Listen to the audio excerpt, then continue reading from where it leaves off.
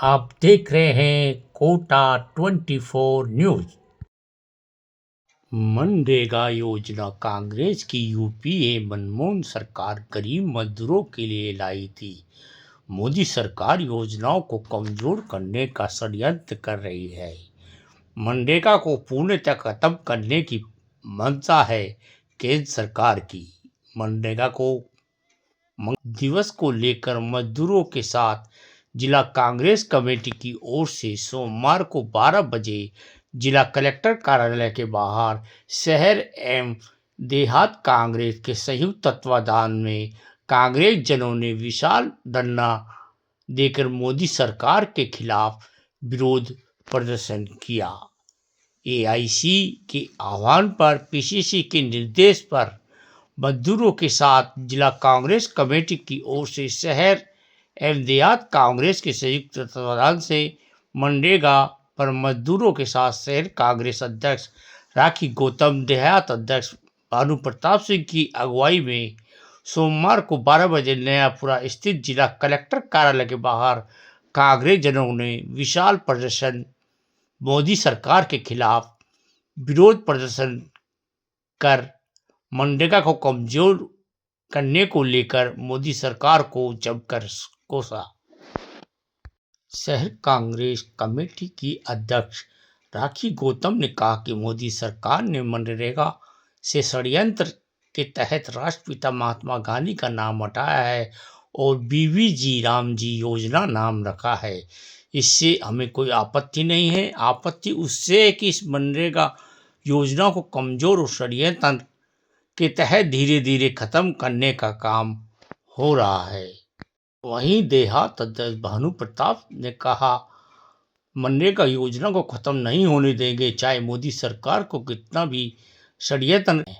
इस योजना को कमजोर करेगी तो सरकार के विरुद्ध हर गांव, हर चौपाल पर और उनका विरोध किया जाएगा। चाहते हैं कि कांग्रेस और आमजन राम जी के नाम का विरोध करके ये मूर्ख बना रहे हैं, लेकिन हम इन्हें स्पष्ट कह देना चाहते हैं, हमें राम जी के नाम से कोई विरोध नहीं है। और मैं समझती हूँ कि किसी भी व्यक्ति को राम जी के नाम पे कोई विरोध नहीं होगा, लेकिन जो अधिनियम 2005 में था, उस अधिनियम के तहत आज आपने नाम बदल के हमें जो भ्रम फैलाने का काम किया है, ये सरासर गलत है। ये लोगों के साथ कुठारा व्यवहार है और हम ये हरगिज बर्दाश्त नहीं करेंगे। इसलिए आज देहात और शहर दोनों कांग्रेस ने एकत्रित होकर सभी कांग्रेस परिवार के साथ एक शहर भर में धरने का आयोजन किया है और इस धरने में सभी शीर्ष नेतृत्व उपस्थित हैं। और यहाँ से सिर्फ हम एक मैसेज देना चाहते हैं पूरी सरकार तक, दिल्ली तक, मोदी जी तक स्पेशली, कि वो इस तरह से नाम बदल के लोगों के साथ, गरीब तबके के साथ कुठारा व्यवहार नहीं कर सकते। अभी देश के समझ में नहीं आ रहा है, केवल महात्मा गांधी का नाम हटाने का सवाल नहीं है, राम जी के नाम की आड़ लेकर देश को भ्रम में डालकर इस नरेगा को ही समाप्त करने की योजना है।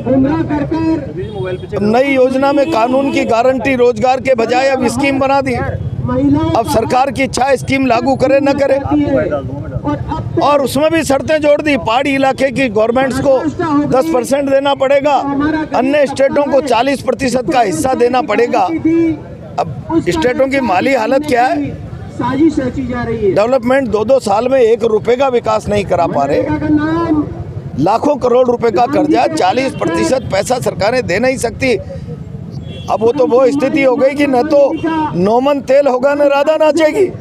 सरकारों के पास 40% पैसा नहीं है तो नरेगा का काम होगा ही नहीं। इसका मतलब सीधा सीधा आप नरेगा बंद करना चाहते हो।